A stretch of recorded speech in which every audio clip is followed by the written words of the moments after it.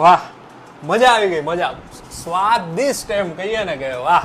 થોડુંક મીઠું વધારે છે, પણ એ તો હવે માર્કેટમાં ખરાબ મીઠું આવે છે, એમાં તારો શું વાગે, એટલે એ તો બેસ્ટ છે એમ. અને મહેમાન આવે ને ત્યારે આવું જ બનાવજે.